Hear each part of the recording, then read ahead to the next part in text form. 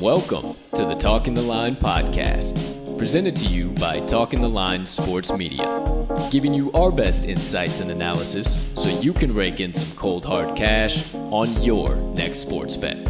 Now sit on back, open up your mind, and let's cash some tickets. We can't thank you enough for joining us. We hope you enjoy.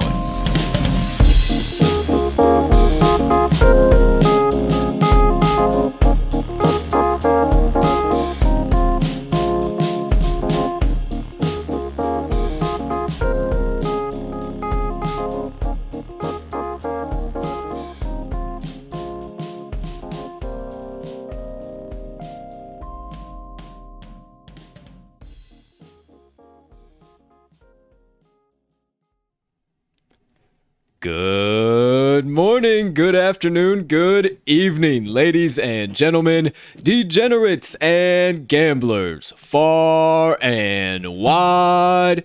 Oh, and NFL fans too. Welcome in to episode number 91 of the Talking the Line podcast. And hey, as always, thank you so much for taking a few moments out of your day to come and kick it with the crew on this beautiful Thursday of bets and more. But before we get into the and more, talk all about the Atlanta Falcons today. I know you saw the title. Please take a few moments to smash that subscribe button on whatever platform you are currently ingesting the TTL pod on. If you are watching on YouTube, whether live or the recorded version, make sure you hit that notification bell as well, whatever side of the screen it's on there, so you never miss the start of a live show or any content drop. But if you are listening to the audio version on your favorite podcast directory, make sure you hit the subscribe button there as well if you haven't already, because we do release the audio of every live show after it is completed. Next item up on the docket, hey, if you got a couple extra seconds, you could be so kind, hit that like button, leave us a comment, leave us a rating, jump in the live chat if you are watching live, all of that good stuff. We can't tell you how much we appreciate it when you do, and it only helps us make TTL Sports Media bigger and better for each and every one of you. Last, but certainly not least, head on over to this episode's description, where you will find the first link there, the Talking the Line link tree. Within that link tree, you will locate all of the TTL Crew's content and the new and improved TalkingTheLine.com website, so you can consume all of that however and whenever you please. Ladies and gentlemen and beautiful gambling people, joining us for today's show, I am your humble host, Colt 45 Soroka, and I don't want to leave out of any of you out of this. What a tongue twister that is there. How about Atlanta Falcons fans? How about NFL fans? How about everybody in between that may just be a fan of the Shield? Well, you came to the right podcast today, my friend. But before we get into the full episode and show, I got to bring in my partner, the man that I typically lock arm in arm with in the daily battles with the sports books. Now, still been doing so. We've still been cashing tickets. We'll talk about that a little bit as well. But for now, let me bring in the man, the myth, the degenerate gambling legend, and now NFL team analyst, Mr. Riley RMags Magnuson. Partner, how you doing over there today, pal? I'm doing pretty damn good, my friend. It's a beautiful day here in the Windy City, and I'm feeling pretty fantastic about getting into yet another team here to dive into, because I've got some thoughts on the Atlanta Falcons here, and I'm ready to lay them down with you, because I feel like we have some some similar opinions, different opinions, much like yesterday. So I'm ready to dive into it, my man. Absolutely, my friend. I cannot wait. Day 2 of 32 coming here, ready to rock and roll. I am super excited to get into the Atlanta Falcons. New coaching staff, yes, sir. New stuff, all types of good nonsense to talk about with the team in ATL. However, before we do that, let's first discuss what to expect on the show today. And then we got to let you know, just because we have quote unquote bailed out of the MLB season. Oh no, we have not. We may not be given daily picks on the show anymore. However, that's just for the time being. You know, it will resume once we get into the NFL season and college football season. But with that being said, we're still cashing MLB tickets right now. Me and Mags went 7-2-1 combined yesterday, a little under 4 units gained on the day. So make sure you follow us on the Action Network app. I am at cash_with_Colt. Mags is at RMags in all caps, RMAGS. And then you can follow the TTL crew's best bets once those come back at Talking the Line. Or if you'd rather, we make it super easy for you on talkingtheline.com to check out all of our best bets of the day and hammer them in right from our website. You can even check the live lines and odds for every game on the daily slate. So check that out as well. Make sure you're still hammering in our best bets of the day because, boys and girls, we're still cashing tickets. You know that's the motto over here at the TTL Pod. But for today, continuing on with the NFL Special Editions, the second installment out of 32. We may, at some point in time, shove a couple of teams into one episode, maybe 2, 3 altogether, because quick, fast, and in a hurry, the college football season will be here, and then the NFL season will be here, and we're going to have to be giving out a few bets during the day when those things happen. No question. Maybe a team like the old Houston Texans, not going to have too much to talk about there, I don't think. Not a whole lot. I wouldn't think so either, my friend. Not a whole lot of value across the board. So just a little bit of outlook there for things to come. But for today's show, my friends, everything Atlanta Falcons. We'll be talking offense, key additions, key losses, overall outlook, some key numbers from last season. We'll also be looking at the defense in the exact same fashion. Then we'll stop by the coaching staff, take a look, some of their schemes, what they will be doing this year down in the ATL. Then we got to take a look at their schedule. After we go through their entire lineup, we're going to see what that lineup is going to be doing for all 18 weeks of the NFL season. Now, that's right, one extra week. In case you forgot at this point, it's coming in hot and heavy, and we'll be breaking down the entire Falcons schedule, strength of schedule, opponents, and then that'll segue us all into some of their odds for the season. We'll break down every single week's betting line. We will give you a way too early week 1 selection for their week 1 game. We'll also talk about their win totals, some of their key trends from last season. We'll get into every single bit of betting advice that you need to know about the Atlanta Falcons, and then we'll wrap it all up with a little bit of fantasy advice. We'll go room by room, position by position, and we'll give you our best advice, what we might be targeting for our personal fantasy teams and leagues, and maybe you should plug and play, and what we have now called, and you will soon see, start, stash, or pass. So stay tuned for the 4th segment, if you will, of the Atlanta Falcons episode. Now, with all that being said, you might not have seen anything mentioned about the Rants Reactions in the description. We're going to pause those for the time being and focus all of our efforts and energy on the NFL and the given team that is being analyzed on that day. We don't want to rush through anything. We want to make sure we hit every crack, crevice, nook, cranny that we possibly can because we want to be prepared and we want to make sure you guys are prepared for the start of the NFL regular season. So we're going to put a pause on those. If there's any crazy breaking news during the show, definitely will bring it to you. There might even be some news in relation to the team we're talking about on that given day we need to be telling you about. That'd be wild. That would be pretty sweet. That would be pretty sweet, and I hope that does happen, but that'll kind of be some of that. However, we all need a little extra inspiration and motivation in our lives, and in our industry, nobody that I know does it like I do. So, of course, I will still be bringing you my motivation minutes, quick 2 to 5 minutes at the end of every episode. Still, today's message is not being afraid to bet on yourself. So stick around for the very end of the show after we wrap up everything Atlanta Falcons for some motivation minutes, and maybe we might even see an RMags sidebar as well. Who knows? Who's to say? But partner, anything else I missed, didn't talk about, or that you need to get off of your chest before I get episode 91 steaming down the tracks? I think I'm about all set. All right, my friend. So for now, stop the drama, quit the banner, knock off the nonsense that you could go to every other sports media outlet and get. Typically, you come to the TTL pod for the Stone Cold Locks, yes. But now, for the next 32 episodes-ish, you're coming for the NFL analysis and everything in between for the given team, selected team for that day. So without further ado, ladies and gentlemen, it's time to get into today's Team of the Day, episode 91, the Atlanta Falcons on July 29th, 2021. First things first, I am incredibly excited to see what this Falcons team does. We all know that they have been traditionally for the past 2 seasons that team that gets a huge first half lead and then says bye-bye to all of that in the second half of their games. Most notably against the Pats, up 28-9 in the fourth quarter in the bowl with 9.5 ticks on the clock left. Oh, I don't know what this Falcons team is going to do. They scrapped everything, brought in Arthur Smith. He's bringing in his boy Dean Pease with him. They're trying to revamp the whole Falcons organization, but we're not going to talk about them yet. Get that stink out of there. Yeah, get it on out of there. We don't want it around here no more. We got plenty to talk about. We got plenty of reasons to tell you as to why they were bad, what they need to fix, what we think they will be fixing, and everything in between. So for the first segment on the Atlanta Falcons, ladies and gentlemen, let's get right into it. The Atlanta Falcons, full team breakdown.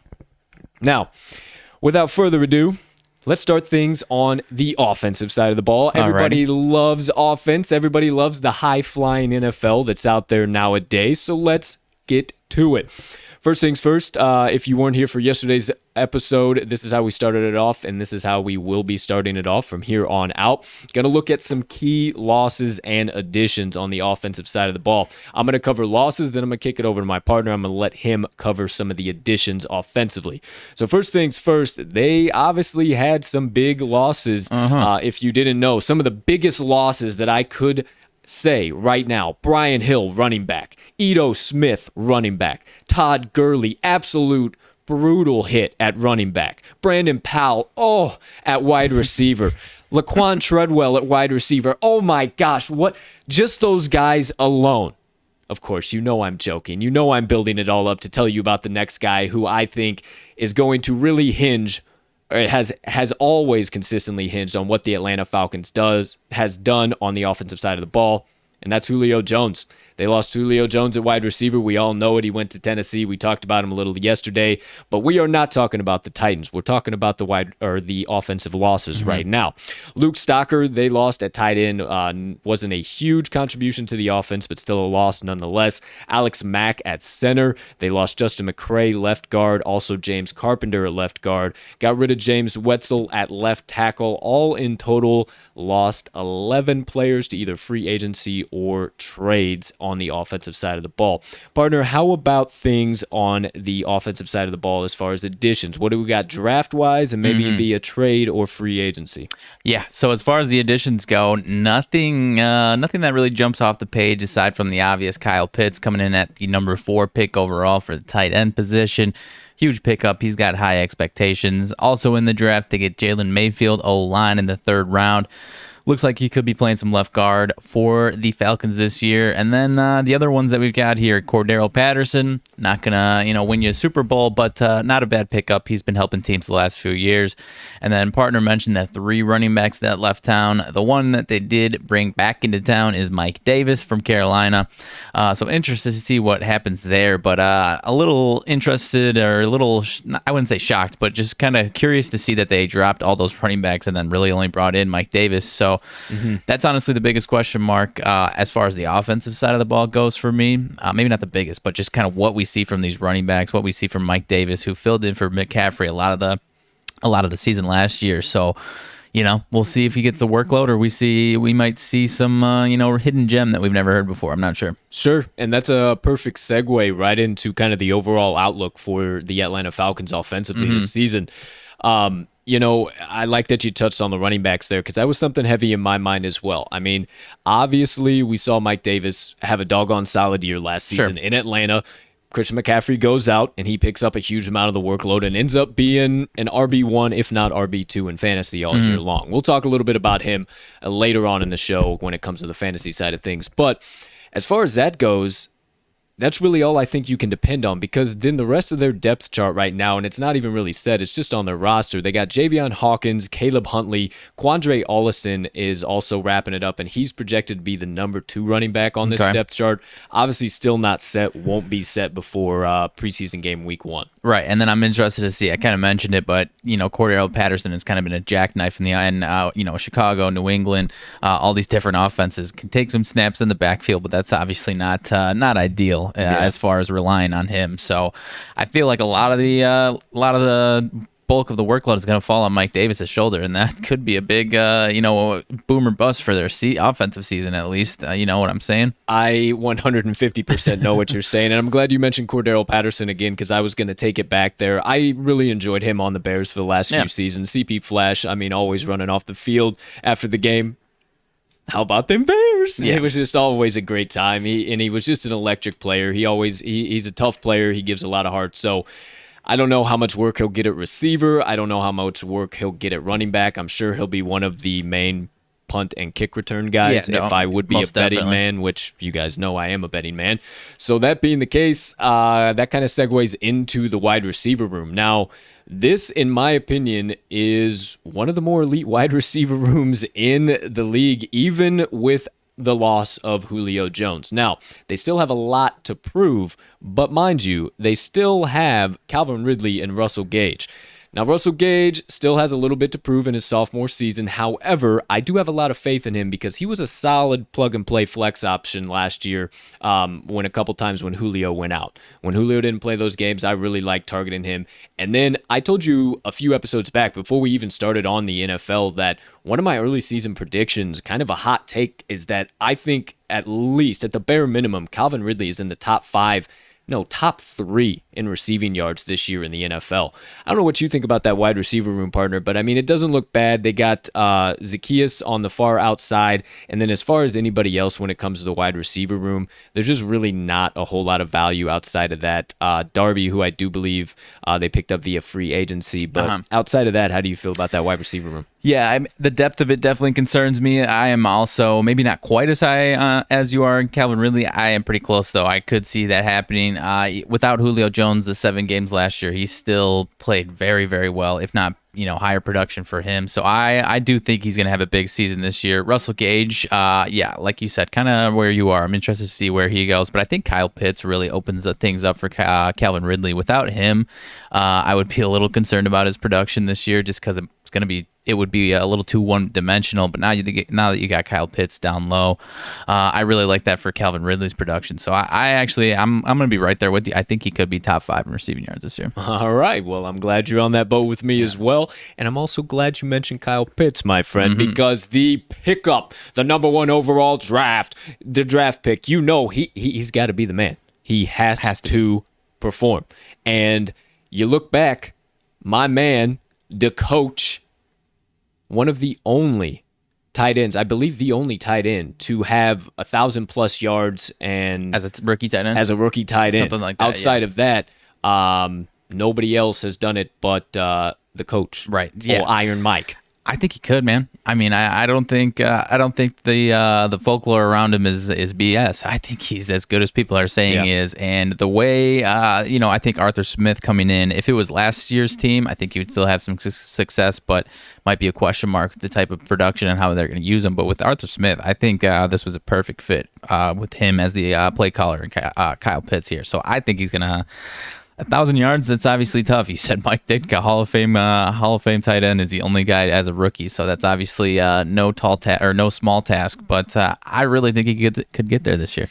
I think he can too. You had Cam Jordan come out and said, he's a little light in the ass, be a tight end, ain't he? So I think a lot of the guys in the league are going to be targeting that. A lot of guys are going to be targeting him to, hey, we're going to lay this boy on his ass and we're going to be all over him all game long. Now, he's already earned a lot of the early respect of some of the top-tier tight ends in the league so far, so that's great to see. They obviously see he has the prowess. I'm right there with you. I think he has the capability. I think he is definitely worth an addition. We'll talk about his fantasy value later. But as for now, that kind of does it for the tight end room. It kind of looks like they're putting all their chips on Kyle Pitts, and hey, boom or bust, big dog. You got to get it done. Honestly, aside from all the quarterbacks, rookie quarterbacks, Kyle Pitts is probably the rookie that I am most looking forward to watching this year, if I'm being honest. Same here. Obviously, he was electric at Florida, so we'll see how he does once he comes into the big boy league. Yeah. But sometimes a blocker, sometimes on the line. What a segue from tight ends into the offensive line. Not looking too bad this season for the Falcons in general. Not looking too great overall. They do have Jake Matthews. You reminded me he is returning this year, but they do have a rookie in Mayfield at left guard, so a little bit of question marks there. Obviously, they lost Alex Mack, which is a big loss at center, but they replaced him with Hennessy. They got Lindstrom and McCray, right guard, right tackle, respectively, but I do believe McCray is a right guard by trade. I mean, this offensive line, I believe, is like the 24th, as far as salary cap goes, and Jake Matthews is a big chunk of that. So I'm interested to see how the right side of this offensive line does. And if we see Mayfield at that left guard spot, I don't know, man. One of the offensive lines that it might be one of the bigger question marks in the league. 'Cause I like Jake Matthews on the left side. He's going to hold things down again. But aside from that, handful of question marks there. Yeah, I think there's a good handful of question marks, and actually, per Sharp Football Analysis, they are the 25th ranked offense in the NFL outlook into the 2021 season. So not looking good for that offensive line. Matt Ryan's going to have to be getting that ball out quick, and we'll hopefully be able to utilize that Arthur Smith play action to his advantage. But we'll talk about that just here in a second. A couple of key trends I wanted to let you guys know about as far as the offensive side of the ball when it came to the Atlanta Falcons. They averaged about 5.5 yards per play last season, and for their rushing and passing splits, you would actually be surprised. They rushed a lot less in the first half and then rushed a whole bunch more in the second half, and that actually kind of led to their demise and why they gave up so many doggone leads. Go figure. But you look at the splits, and their rush play percent was 37.94, and their pass play percent was 62.06. So really bizarre. They passed so much in the first half and then kind of dug themselves in a hole running and doing the exact opposite where they don't have much success in the second half. So hopefully Arthur Smith turned that around, but the old dog, Matt Ryan, still having 64.97 completion percentage. They had a 43.89% third down conversion rate, a little bit better than the Cardinals we talked about yesterday, and pretty solid in the red zone. Nothing to write home about, but 53.45% red zone scoring. Not bad at all for this Atlanta offense. Obviously, some of those numbers you'd like to see them up more, but that offense left a lot to be desired last year. Once again, kind of talked about it right there. Their demise came off of all second half running. Right. And running the ball too doggone much. Trying to put the game on ice, and they didn't have the run game to do that, and it just didn't work in their favor. So, obviously certain teams have different ways of icing games, and the Falcons didn't play to their own strengths. So obviously I assume Arthur Smith, the way they approach the offseason and the draft, it does appear that they are addressing those issues. And obviously Arthur Smith's going to bring his own scheme and game plan to things, and it's going to, correct those mistakes, in my opinion. So I don't think we're going to see all these blown leads anymore, at least in that fashion. The volume that they had been the last year and the last 5 years or so. So I'm excited to see what Arthur Smith does. As a team from a different NFC team, I'm a little sad to see that they might not be that team that's blowing leads anymore. But from a betting perspective and trying to rely on a team that you see, 75% of games, I want them to be able to finish these games and win us some bets this year. Sure, and I think that's definitely on the horizon. I think so too. But we'll talk about that a little bit more here shortly. As far as the defensive side of the ball, now we're going to flip-flop here a little bit. Mags is going to take over the key losses on the defensive side of the ball. I'm going to take over the key additions. So go ahead, partner. Hit them with it. What did the Falcons lose defensively going into the 2021 season? Alrighty, so we've got a handful of guys that they dropped this season via trade or free agency. You lost Charles Harris off the edge, DeMonte Kazee back in the secondary there, Keanu Neal, Leroy Reynolds, Ricardo Allen, Alan Bailey, and Arquise Denard. So a handful of different losses here. Obviously, that defense had some issues last year anyways, so it looks like they're just going to do a, kind of a half rebuild here, keep some of their big pieces. Dante Fowler, Deion Jones, going to keep those guys, Grady Jarrett as well. But as for the rest of them, they're definitely going to try a handful of different things here coming up this season, my friend. What do you got as far as the additions? So they did a few things. They added a handful of guys via free agency, 4 guys as a matter of fact. They took in Eric Harris, which I think is a pretty solid addition for them in its safety. Barkevius Mingo off of the edge. Duron Harmon, who looks like he's going to get an immediate starting position at safety. And then Fabian Moreau at cornerback. Now, they did have a pretty solid draft defensively as well, if I do say so myself, so I think they're trying to beef it up, at least within their front 7.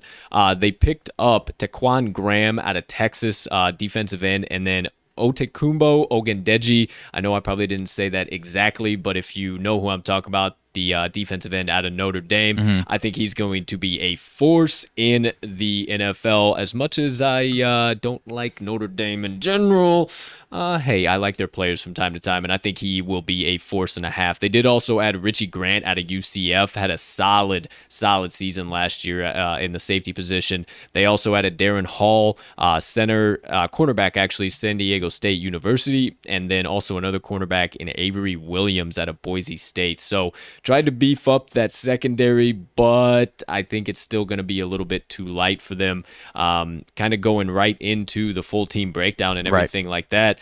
You know, on the defensive side of the ball, they weren't very, very proficient at all in 2020, if I do say so myself. They allowed about 6.2 yards per play to their opponents. They had an opponent completion percentage of 68%. So if they were trying to improve the secondary, they didn't make a whole lot of too many moves to do that going into this season.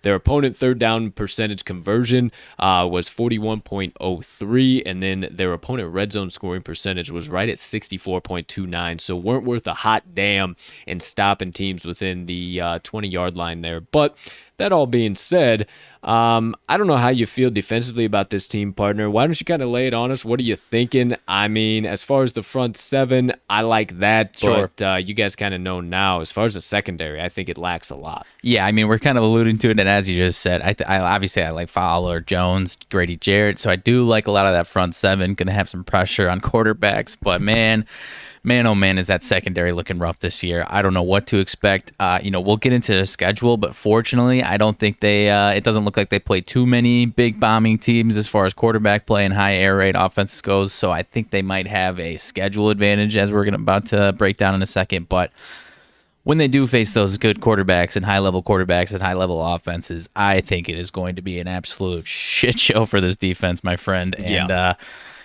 it's going to rely on a little bit of pressure and hopefully some run defense for them.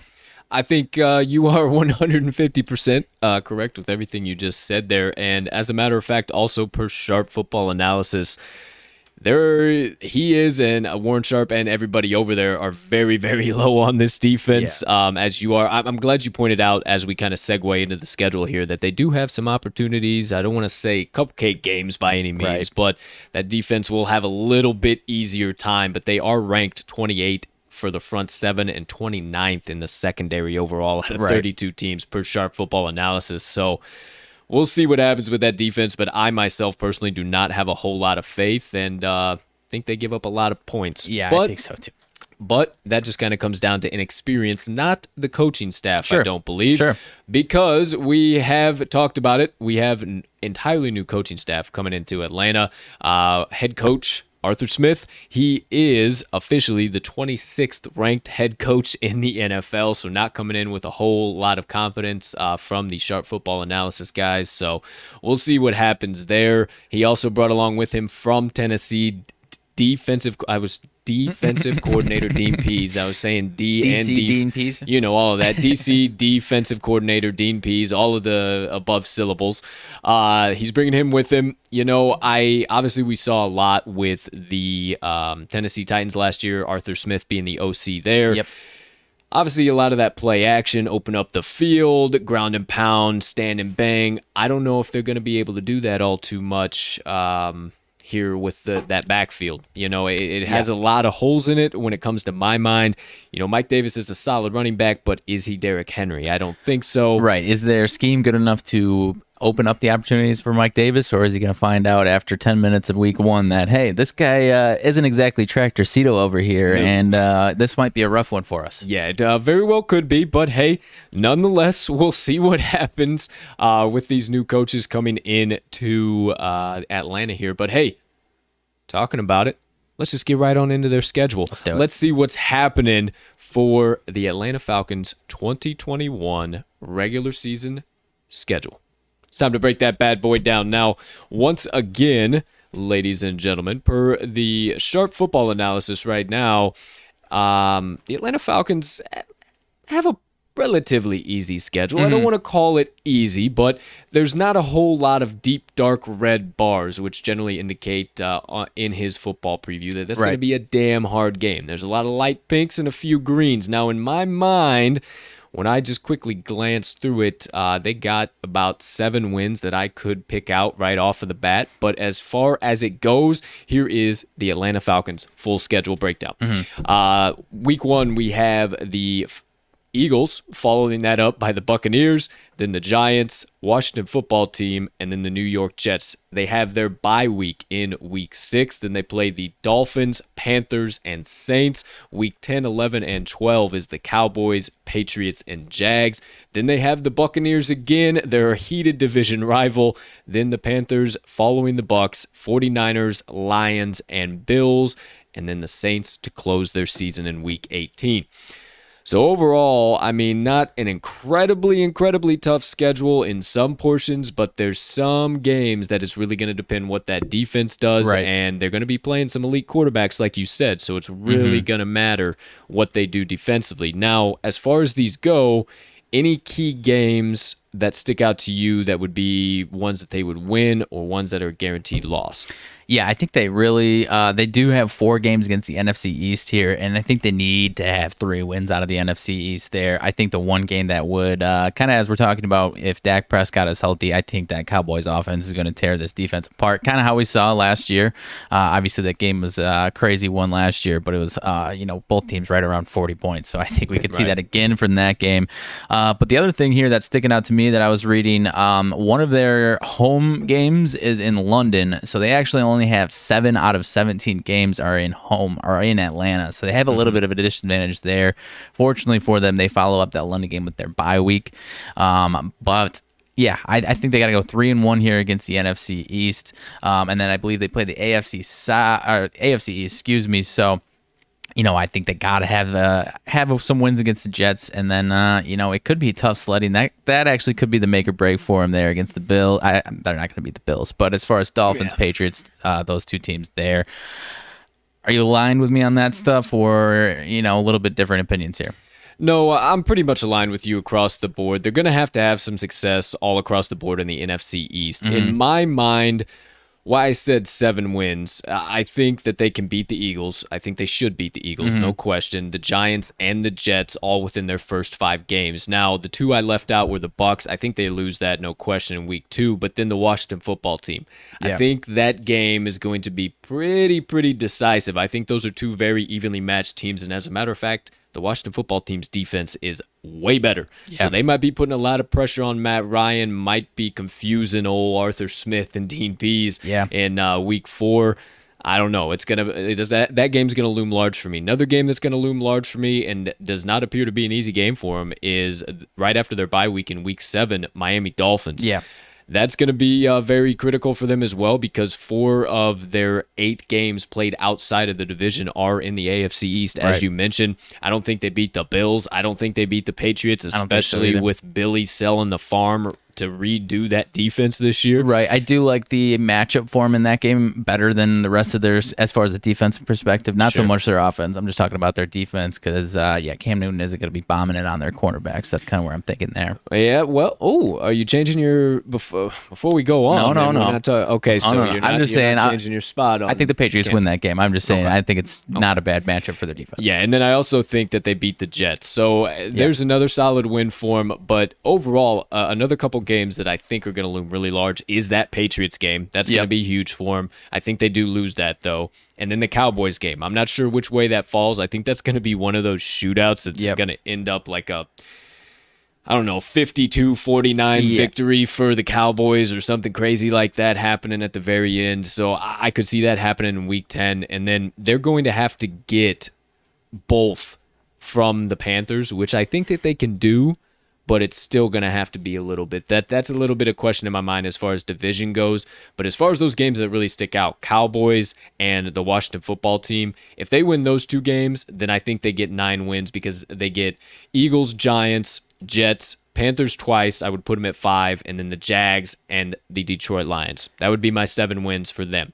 And then obviously if they get the 2 wins against the football team and the Cowboys, then I'd put them at 9. That'd put them over 7.5. Yeah, I think those 2 games against the Saints, I wouldn't write them off for either of those two. We'll obviously talk about them in a couple of weeks, but the more each and every day that's little snippets of news come out, I am losing confidence and losing faith in that New Orleans Saints team. Yeah. So I would not be shocked at all if the Falcons can get at least one of those.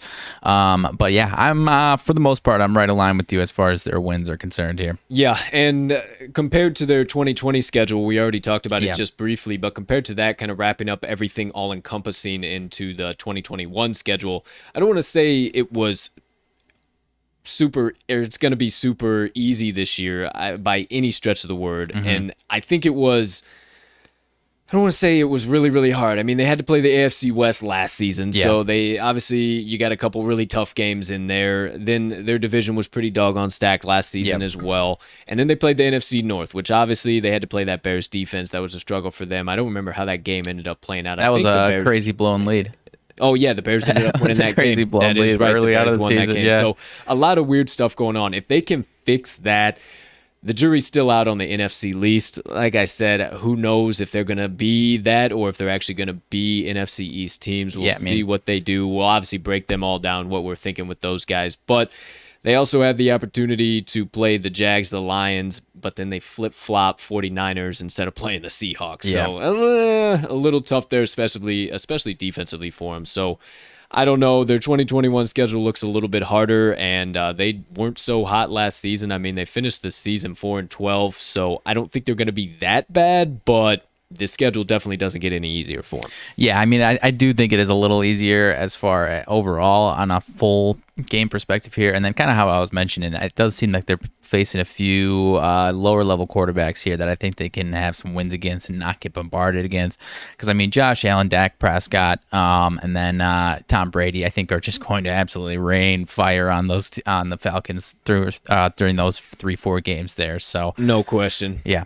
Aside from that, I like a lot of their advantages and matchups here on a few of these teams here. Yeah, as far as it looks on paper, they got a few good key advantages, but a couple ones that are definitely that question mark. So that does it for the entire schedule breakdown. You now know every single team that they're playing and what we think about the strength of their schedule and everything in between. Let's keep it moving along here. This is a daily gambling show, so we got to talk about the betting preview for the entire season for the Atlanta Falcons. Now, told you the schedule. What are their lines looking like? Well, hey, we got access to every single line. Don't you worry about it one bit. Week 1 against the Eagles, they are 3.5-point favorites, and then they come in as 9.5-point dogs to the Buccaneers. Follow that up, 2.5-point dogs to the Giants, 3-point favorites back-to-back against the Washington football team and the New York Jets in weeks 4 and 5. Then weeks 7 and 8 after their bye week in week 6, they're 3.5-point dogs to the Dolphins, and then 3.5-point favorites to the Panthers. Then their games between the Saints and the Cowboys, the books are having little faith in them early. 6.5-point dogs in week 9 to the Saints and 5.5-point dogs to the Cowboys. Then they come in as minus 1.5-point favorites over the New England Patriots. Too much going on there. I apologize. And then they are a dead even virtual pick'em right now against the Jacksonville Jaguars. So you tell me what you think there. Then week 13, down to 4.5-point dogs against the Tampa Bay Buccaneers after being 9.5-point dogs against them in week 2. So another little weird movement. Carolina down to 1.5-point dogs in week 14 after being 3.5-point favorites in week 8.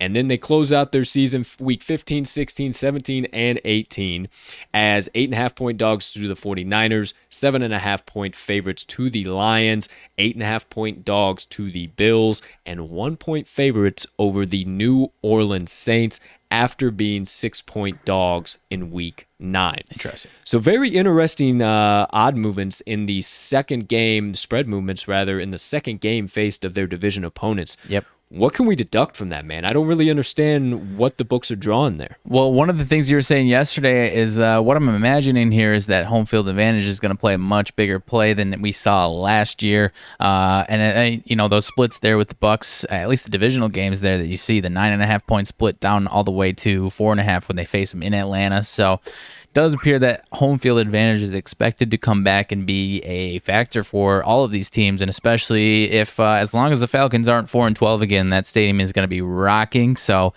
I mean, they've got a nice home field advantage, so I definitely can see it. Absolutely. I'm glad that is exactly where you took it, because that is the exact reason why those lines are flipped a little weird like that. Now, remember, in 2020, one of the highest scoring seasons, one of the weirdest things, you never really knew sometimes how a team was going to perform because there was no home field advantage. There were no ruckus crowd and fans. Everything we heard was artificially pumped in via the TV. There was no sound going on at these stadiums. So this season is going to be a lot to be determined. I think it's going to regress back to the mean, the football that we knew of old. Obviously, there'll still be high-scoring games. There'll still be a lot of high-flying stuff, but that crowd's going to play a large factor for some of these teams playing at home, and the Falcons, per the books, definitely appear to be one of them. Yeah, no question. So that does it for their entire weekly preview. That is everything there now. Hey, we did it yesterday. We might as well do it again. It's way too damn early, but we're betting men, and we give out picks every doggone day. Week 1, partner, versus the Philadelphia Eagles. The Atlanta Falcons are minus 3.5-point favorites. They are at home in the Mercedes-Benz Superdome, or the Superdome, whatever it is called now. What are you hammering in week 1? Gun to your head on the Atlanta Falcons. Gun to my head. Haven't dove too deep into this team, the Philadelphia Eagles, quite yet. It's going to be one of our, probably a couple weeks from now. But gun to my head, I'm going Atlanta Falcons. In my head, I'm thinking that's a solid matchup for the Falcons defense. Not going to be too much air raid going on there, so I do like that. And, as I mentioned, haven't dove too deep into the Eagles, so I'm definitely interested to see. Maybe I'll flip by then, but I don't think so. Kind of as we're talking here, it's going to be in Atlanta, so that's kind of where I'm siding on this one. If it was in Philly, I might have a different opinion. What about you? I got no different opinion. I'm with the Falcons, too. I would definitely hammer in Atlanta minus 3.5. Now, maybe might change my opinion once we get to the Eagles, kind of seeing some of their early season training camp videos coming out. Obviously, they got some of my Bama boys. Now, we'll see what happens. I don't want to waste time on the Eagles, though. But, yeah, if I was a betting man, which, once again, you know I am, I'm taking the Atlanta Falcons minus 3.5 in week 1. Come out hot. Arthur Smith has the boys ready to rock and roll. And they light up that defense, too, because I don't really think they did all too much to improve that defense. Talking about the Eagles? The Eagles. Right. Yes, sir. So there you go. Way too early. Week 1 pick. Nice. Now, hey, how about last season? You guys might need to know. We need to know. Everybody needs to know. How'd they do ATS last season? How'd they do over-under? What were some key trends? Well, let's kick things off with some ATS trends. First things first, in 2020, the Atlanta Falcons finished the season 7-9 ATS with an average line of plus 2.5. So they came in pretty regularly at a dog, and that plus 2.5 generally tended to be that spot where that doggy would lose. Right. Now, with them being 7-9 ATS overall on the season, they were 1-3 ATS as a favorite, 6-5 ATS as an underdog. For home and away splits, they were 3-5 at home ATS, 1-3 ATS as a home favorite, and 2-2 ATS as a home dog. They were 4-4 ATS on the road, 0-0 ATS as an away favorite, and 4-3 ATS as an away dog. So those are some key trends for the ATS side of things. You know, when you kind of look at that, weren't too bad on the road as an away dog. Outside of that, not very good in many other positions. Right. Yeah. Interesting to see here, my man. I mean, did you? I missed it for a second. I was spaced out. Were you talking? Did you talk about the teaser records yet? No, I got to get all the way. Okay. Through Sorry. that. Yeah. So I mean, at home, I think that's going to flip, especially at home this year. We might see him struggle on the road this year. So I do like the chances at home. I think those ATS numbers at home tick up a little bit this year. Absolutely. How about some over/under action? Well, last year in 2020, the Falcons' average game total line was set at 51.3 on average. Obviously, you don't ever see those lines, so it was right around 51.5, 51, somewhere in there, right around that ballpark. But that was the average. Now, their over/under record in 2020, similar, exact same as their ATS record, 7-9 on the season. They were 4-4 over/under at home, 5-3 to the over on the road, or to the under on the road. I do apologize. So 3-5 over/under, and then 3-2 over/under as a favorite, and 4-7 over/under as an underdog for the Falcons last season. Not a whole lot to draw from there, other than when they were a dog, they seemed to be in some of those tighter contests and kept the totals down low. The opponent's team defense kept the Falcons' defense or offense from scoring at all, kept Matt Ryan from moving the ball at all down the field. And then the opponent's offense went up by a couple scores, let the clock run out, and that was the ball game. So kind of seemed to be what the case was there over/under-wise. But you mentioned it, partner. Mm-hmm. Everybody loves a good teaser. Yes, so sir. how did the Falcons do when you put them in a 6, 7, and 10-point teaser? Well, I told you yesterday, the Cardinals are not a bad ad for your teaser. Neither are the Falcons, apparently. No. In a 6-point teaser, 10-6 straight up, 7-point, 10-5, and in a 10-point, they are 13-1. So, hey, if you like those 10-point teasers, a little less juicy, a little less risky, go ahead and target the Falcons here this upcoming 2021 season, because they were 13-1 in those bad boys last year. Yeah, definitely probably had you sweating when they were blowing those leads, but that's why they had that record, because they could still keep that within that 10-point range, because while they did blow those leads, it's not like they lost those games by 20 points. Absolutely. So that does it for the most part. That does it all for last year's 2020 ATS trends, over/under trends, and a little bit of teaser action for you. So something to kind of stick a feather in the cap and look forward to for the 2021 betting season.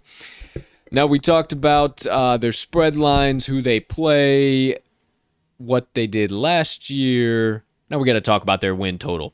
What do we think the Atlanta Falcons are going to do this season? Well, I'm so glad you asked. The Atlanta Falcons win total is set right now at 7.5. And why don't we just dish out some picks, dish out our thoughts on it? Me personally, I think you might already know where I'm leaning, because I think it might have some value just because of, I think they land right at 7. And I'm going to take under 7.5. Oh, okay. I'm going to take under 7.5. I do think that, and this is obviously a lean right now, but I think that plus 110, much like the Cardinals yesterday, is very, very solid value on this win total. It's not too crazy. It's not too wild. And I think they have that favorite set at for a lot of the public to come in and jump on that to take that favorite, because it's not too chalky.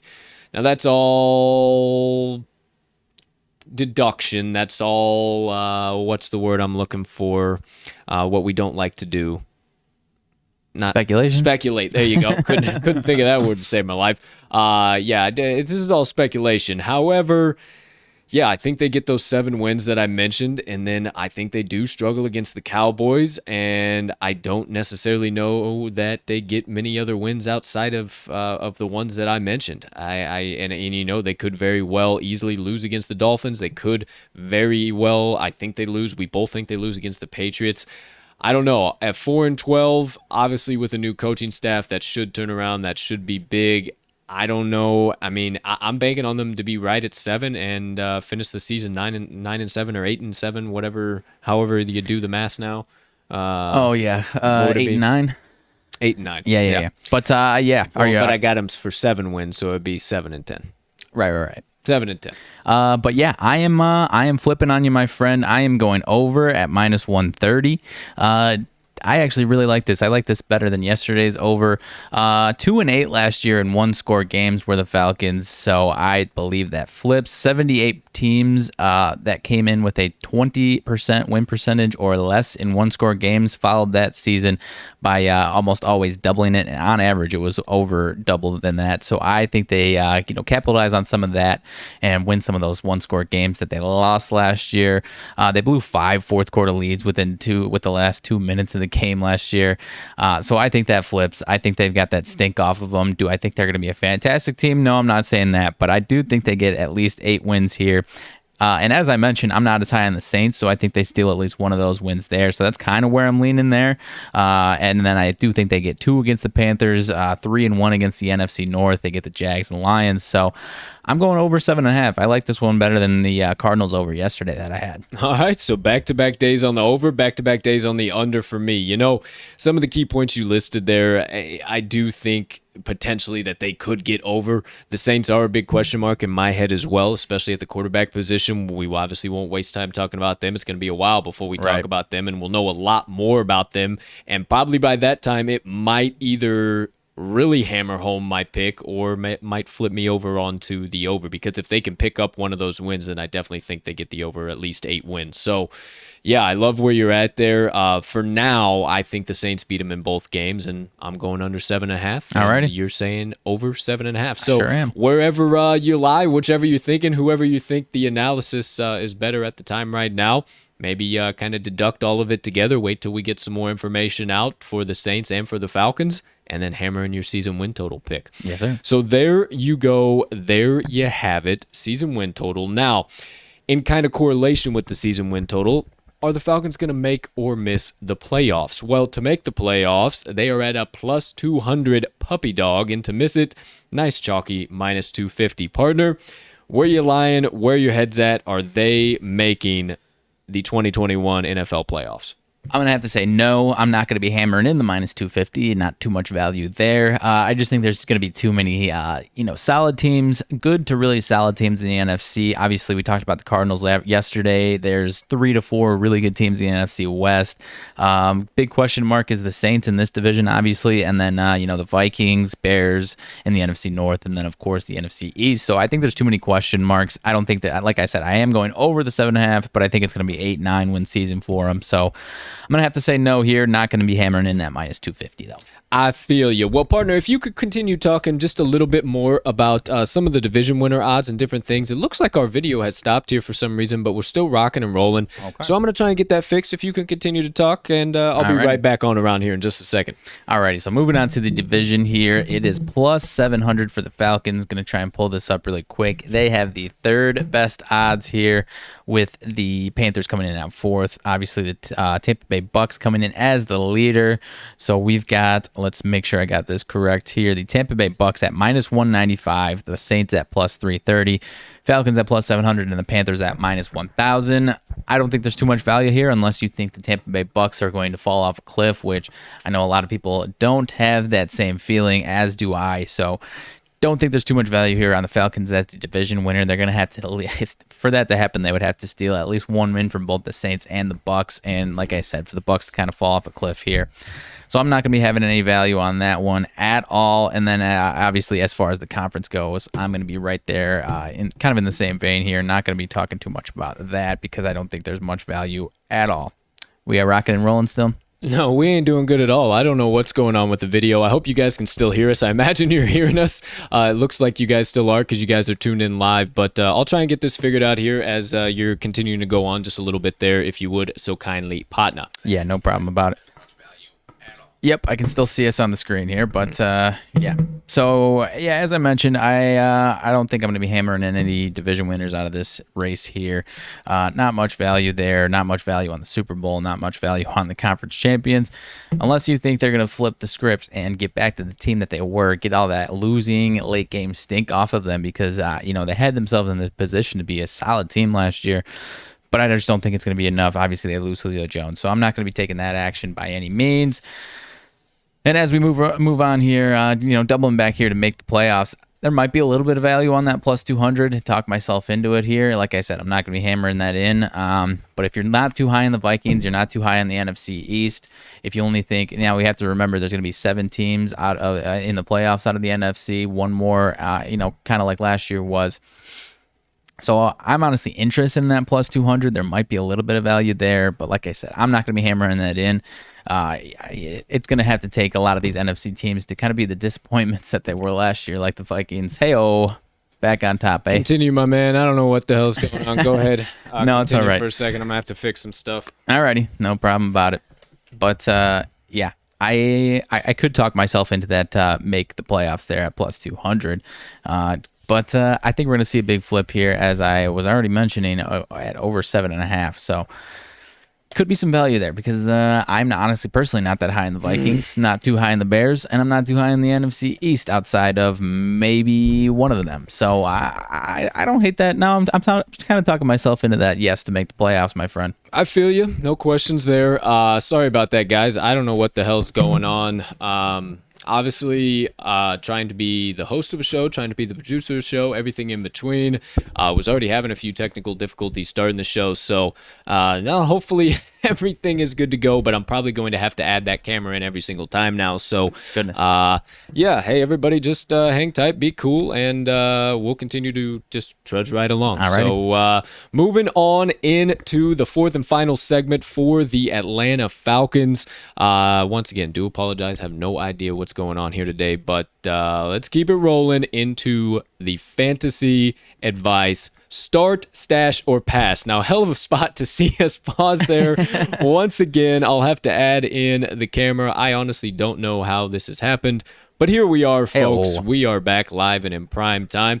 So let me just delete that real quick here if I do say so myself. So from here on out, since I don't really know how to be able to do that and add everything in without you guys seeing me every time. So before we move on along into each individual thing, I will just have to click the camera back on and we'll go from there. So let's wrap things up with the Atlanta Falcons. Try and get back on track. My brain is scrambled all over the map right now. Gonna have to try and figure out what all happened there. But let's keep it moving into the fantasy rankings and our best advice for the Atlanta Falcons.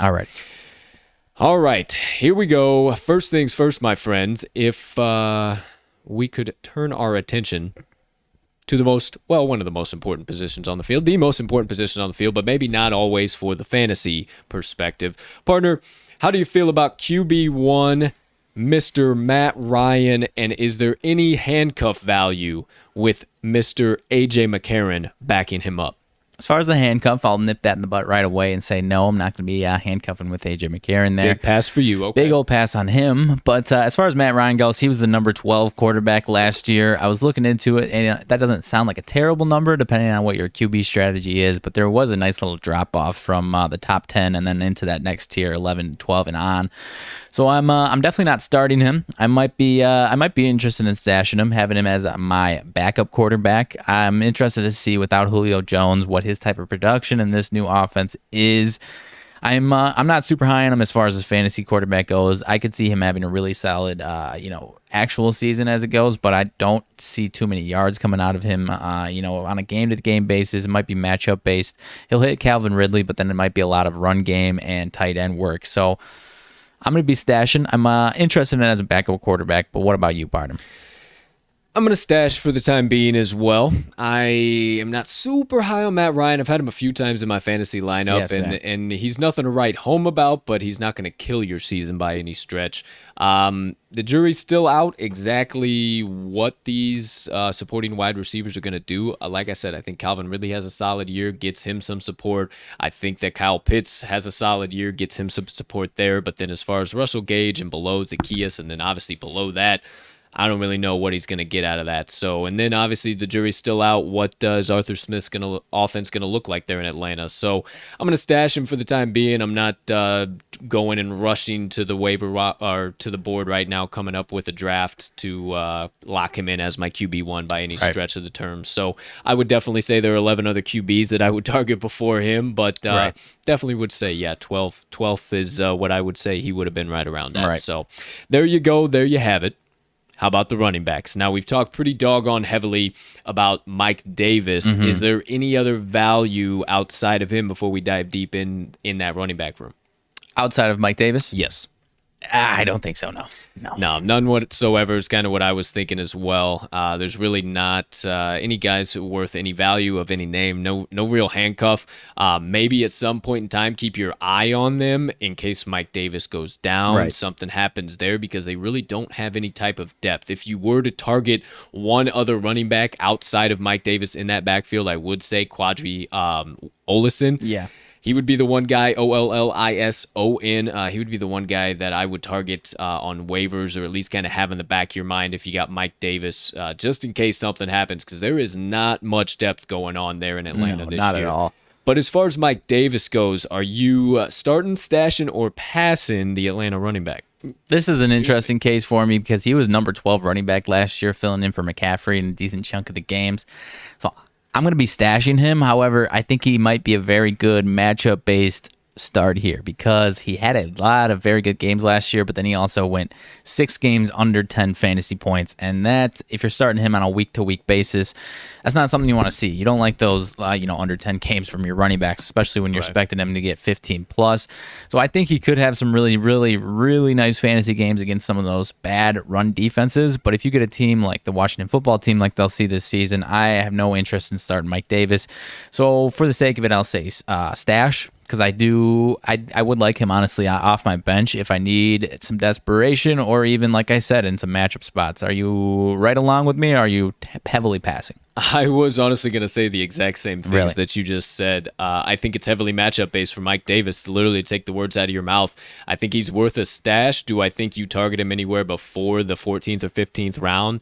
Maybe a little earlier than that, but I think you stay away for the time being. I think he definitely is somebody you can stash. If you got a bad flex matchup for that week, he's somebody you might be able to plug and play depending on who the Falcons are playing. So, yeah, I echo everything you said there. I am definitely stashing Mike Davis as well. Right. How about the wide receivers? As far as Calvin Ridley, are you starting, stashing, or passing Calvin Ridley for the time being? Is he worthy of a wide receiver 1, 2, or flex spot for you? Most definitely starting him. He was the number 5 wide receiver last year, and in the 7 games that Julio Jones missed, he was the number 3 fantasy receiver during those games. On a aggregate base there. So I think he's going to be top 5 once again here. So I am absolutely starting him. As far as where he goes in drafts, I probably wouldn't use a first-round pick on him just because we're not really sure with the new offense. A little bit of an uncertainty there. So I might be, interested in second, third-round type draft for him. But I don't know if I'm going first round. Or are you feeling a little different on him? I wouldn't go super high. I wouldn't target him as my wide receiver 1. I think you can definitely get a few other key pieces and better fantasy value outside of Calvin Ridley, but I do think that he is going to have a monstrous season.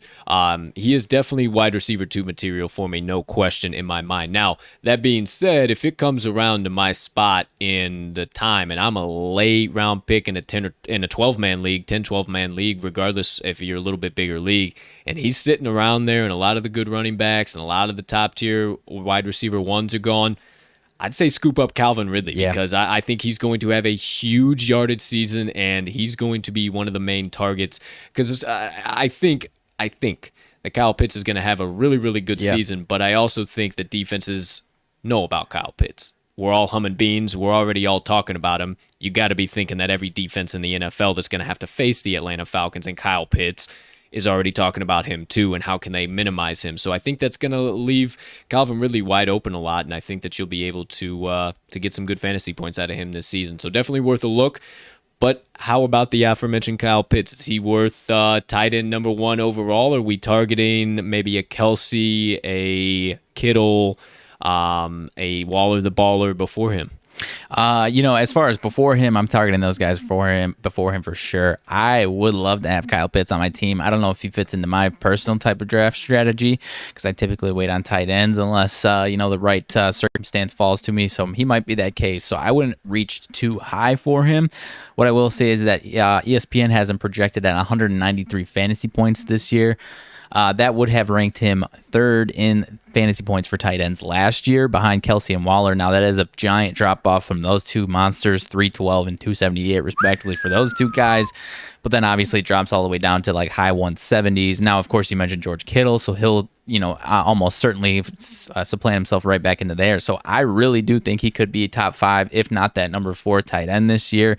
Because after those top 3 guys that I just mentioned, it goes like Logan Thomas, Bob Tonyan, who am I blanking on Baltimore? We're going to talk about tomorrow. Mark Andrews? Yes, Mark Andrews. So I think he could slide right into there, at worst, right in with those guys. So I really think he could be top 6, worst case, honestly. Kind of like a Jonnu Smith, too, almost. As far as production, you mean? As far as production. I think, because I think Jonnu Smith will have a pretty solid season, too, as well. Tight end-wise, being in New England. I think that's a great fit for him. But as far as Kyle Pitts, I think he is definitely worth an add. I will be starting him if I can get my hands on him. Same here. I don't know that I'm going to target a tight end in round 1, 2, or 3, and that may cause me to miss out on him. But I mean, maybe if he's around still in the 4th or 5th, that's probably when I'll scoop him up. But I would imagine there's going to be a lot of fantasy leagues out there that are going to take him in the 1st or 2nd round, no question. Yeah, kind of what I said. The depth of tight ends might drive him to be a higher pick. So I think so too. Even with his unproven ability as of yet. Right. So that's all of the offense. That's every positional grouping. That's what we think of the value this year, fantasy-wise, and where we might be plugging and playing or start stashing and passing some of the key players in those groupings. Partner, there's one grouping left that we could potentially start for fantasy purposes. Is this defense worth a damn, worth anything, worth plugging and playing into your fantasy lineup? Hell no. I don't know. There might be a specific matchup here or there that I might like, but on a whole, absolutely not. They were I believe, the number 24th ranked defense last year. Very good chance that they improve on that, but I don't think they crack top 20 this year once again. So I have no interest whatsoever. I think they get torched by some of these QBs. And like I said, there might be one specific matchup here or there that if I'm desperate, I might scoop them up. But other than that, I've got no interest. I got zero interest in it. The only matchup I might be interested in is week 3 against the Giants. Other than that, I really don't care. Or maybe the Jets, unproven Zach Wilson, and I don't know what Danny Dimes is going to be. But week other 3, than 4, that, 5, maybe, yeah. Other than that, leave them alone. Leave them on the waiver wire. If you are in desperation mode and already in one of those weeks, if it has just been a terrible start to your season, maybe plug and play. But hey, avoid the Falcons defense at all costs when it comes to fantasy season this upcoming 2021 season.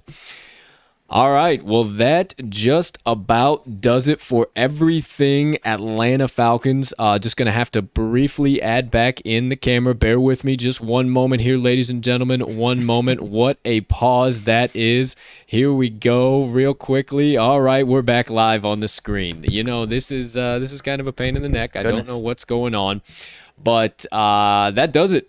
That is everything Atlanta Falcons. We broke down all of their offense. We broke down all of their defense.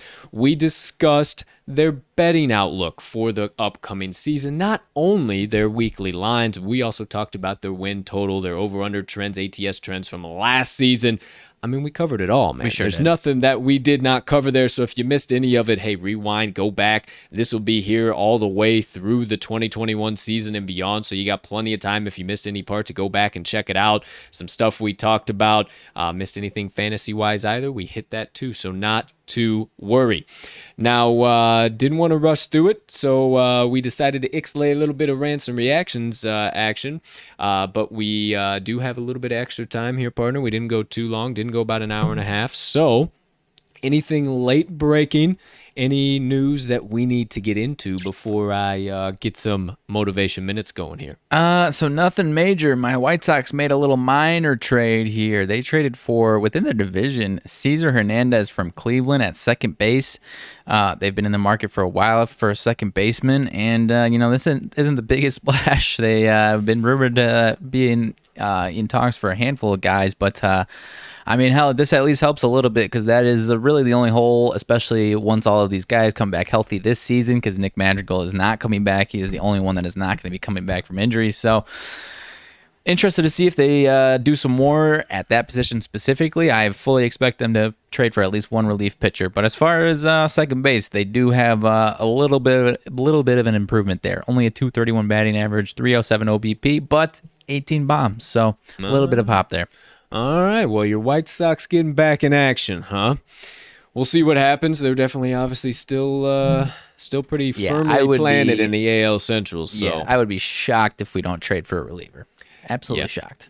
Yeah, I think that's kind of one of the things you need for sure. And they're like gold during this time of the season, if I do say so myself. So, hey, these episodes are going to be a little bit more short and sweet, getting right through them. We might rework them, add a team or two here and there. But, hey, only taking up about an hour and, 10 minutes or so of your time here today.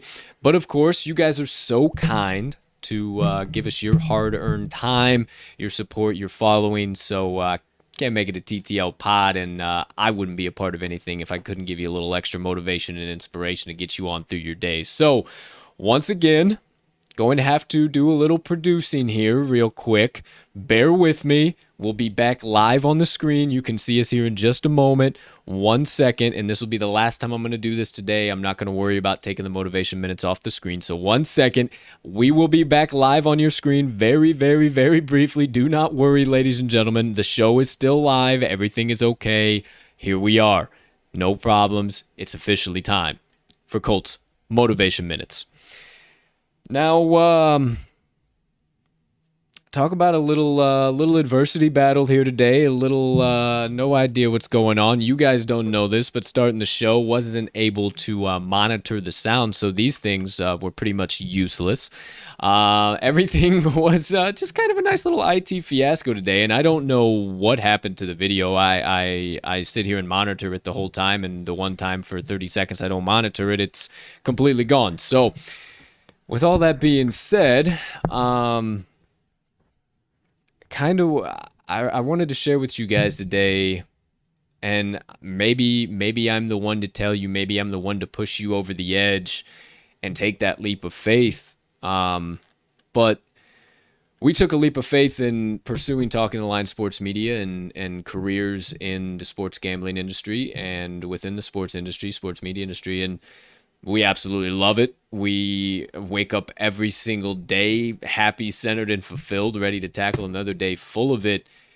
But we had to bet on ourselves in order to do that, and we couldn't be afraid. And we knew that there were times like adversity like that might come up. There were times that we might not agree in certain areas, that we might have to take a thought a different direction. We might have to take a time out, come back, find something new. We might run into an obstacle where we thought a deal was going to come up and the whole deal falls through and we just have to rework and figure it out again. That's all part of it. So what I'm trying to tell you today, my friends, whoever needs to hear this, I'm not sure, but I'm here to tell you, stop being afraid to bet on yourself. Today is your day. Right now, this moment is your moment. Stop being afraid to risk it all and maybe have a chance of becoming successful. Especially if you stop by a sports gambling podcast on the daily, stop being afraid to bet on yourself. Stop coming up with all the what ifs, I don't knows, question marks, and start looking for the trends and insights in your life as to why you are going to be successful. Stop listing all the negative things that are going to tell you why you're not going to make it to that goal you're chasing after or that dream you're trying to accomplish. List all the reasons as to why you are going to make that thing happen. I know it's short and sweet. I know you can probably think on it yourself and you can probably come up with a lot more other thoughts on it about this topic today yourself. And I challenge you to do that today. Challenge you guys today. If you've been waiting, if you've been pondering, debating, questioning, if you should take that leap of faith, do it. Don't be afraid to bet on yourself any longer. You are blessed. You have the ability and you have the talents to accomplish whatever dream or passion that you set your mind to. So today, my friends, Short, sweet, and simple. Go get after it. Go chase your dreams, chase your passions, and achieve them all by not being afraid to bet on yourself. And that does it for my Motivation Minutes today. Always good stuff, my man. I mean, I obviously can't add too much there. You laid out both of our, experiences with that, and we certainly did it, and we are having the time of our lives. But of course, there's never, it doesn't come with, a cake. It's not going to be a cakewalk. So you have to, drive through the adversity, as we are doing in this show in itself, as we've done multiple times in this show in itself. Within this show itself, yes. So, yeah, I can't add too much about it. I've, love this phrase as far as betting on yourself. So I'm going to be using it for quite a while. Absolutely. So there you go. Once again, my Motivation Minutes. I'm not going to take it off the screen or do anything like that because I don't feel like bringing back the picture and worrying about all of that because it's just going to cut out every single time now and I have to bring up a new source. So not going to happen. Producer Colt is leaving for the day, so host Colt is here to stay. Now, with all that being said, partner, anything burning on the brain, melting on the heart, festering on the soul, you have been dying to get out to the kind folks that joined us on episode 91, NFL Special Edition number 2 of the Talking the Line podcast, Atlanta Falcons edition, on this beautiful July 29th, 2021. Alrighty, so I'm gonna keep these NFL themed, and if we got something like yesterday where it's this day in sports history, I'll lay that down. Didn't have any of that today, so looking at Mr. Matt Ryan here. First question is, do we think he's gonna be a Hall of Famer? I would say yes, because of a handful of reasons, but he is top 10 in career passing yards and in career touchdowns, and he's going to move up on that list. Now, there are probably going to be a lot of guys coming down the pipe that are going to make those waves, but Matt Ryan also does have an MVP under his belt and a Super Bowl appearance under his belt. So for those reasons, those two and the top 10 here with his stats, I'm going to say yes. I would say yes. It's going to loom heavy how they do this season, to tell you the truth. Low-key, those last 2 seasons could have kind of really tarnished any bid for that because sometimes you need to be able to step up and make those plays, and I don't want to say they completely tarnish it by any means. I would lean yes. I would say at least eventually, maybe not first ballot. Yeah, I wouldn't say first ballot by any means, but I'd say at least eventually. He is 9th in passing yards right now. Definitely will move into 8th. He is not too far behind. If he plays a couple more seasons, if he plays 3-4 more seasons, he can get into that top 5 as far as yards are concerned. I screenshotted the yards thing twice, but I know he is 10th in touchdowns. All right. So, I know he can move up there as well. Let's see real quick. I'll get it up here. He is 10th. He's got Eli right ahead of him in this one as well. He'll pass him up. But then, again, the same thing. If he plays 4 or 5 more years, he can get into that top 5. But I feel like he doesn't probably have 4 or 5 more years on his belt, if I do say so myself. I would have to agree with you there, partner, and appreciate you mentioning Mr. Matt Ryan, getting close to passing up yet another few guys on the all-time passing leader and touchdown leader list in the National Football League. So, yeah, we both think he is worth of a Hall of Fame bid. Maybe not first ballot, but definitely should be in Canton. Thank you for your sidebar, Mr. Magnuson. All right, folks. Well, that about does it. That about wraps it up for episode 91 of the TTL pod. NFL Special Edition 2 of 32. It may change from 2 of 32. Not too sure. Maybe we put some more in there. Maybe we have 2 of 32, and then it's just all we continue to talk about more NFL stuff after we get through all the teams. No idea, no clue, but you guys are sticking with us through the ride, and you'll just have to wait to find out. Hell, we're going to have to wait to find out, too, because we're just going to be brainstorming and maybe changing things by the day. But it will still look similar to as it did today, hopefully without any video pausing, any issues on that end. Hey, once again, I'll throw it on out there, throw out the line, see if any fish are biting. If you're in any type of IT, you like audio, video, technology, anything in between, you have any type of expertise or passion, and you want to get into it in the sports gambling or sports world, hit us up. You can either shoot us a DM on our social medias, hit our link tree, visit talkingtheline.com. We give you ways that you can send emails directly to us. Hit us up. If you want to work with us, if you know us personally, shoot us a text, for crying out loud. While you watching this, know that we need help on that front and you haven't said anything to us yet. Come join the crew. really getting to a spot where we're in need of one more fella here joining us on the crew. That is a very apparent need coming up here soon. So hey, you want to join? Open arms. Open arms. We don't bite. Got to pass a few tests, but open arms. That all being said, nothing else I got to say. Nothing else I really got to discuss. We got baseball plays already in. At least I do. I'm not sure if you do already. I got some baseball plays in on the Action Network app. We'll have the talkingtheline.com website. We'll have that updated here. Shoot for every day no later than 2:30 p.m. to have it updated. We'll be able to get it done a little bit earlier now. I do believe so, that we're doing a little bit shorter episodes without bets and rants and reactions. We might figure out a way to work in a little bit of rants and reactions, but some teams might go a little bit longer, so we might scrap it all together. But with that all being said, ladies and gentlemen, degenerates, gamblers far and wide. From myself, maybe NFL fans, Falcons fans, everyone in between. I don't want to forget you guys either. For myself and Mags, we hope you have a spectacular rest of your Thursday. Unless you have other plans, we'll see you back for tomorrow's show, episode 92, NFL Special Edition 3, Baltimore Ravens on tap. Thank you so much for stopping by again today. Be sure to follow us on all of our social media platforms. Hit the Talking the Line link tree to find it all there. We can't close out a show without saying it, even though we didn't dish any out.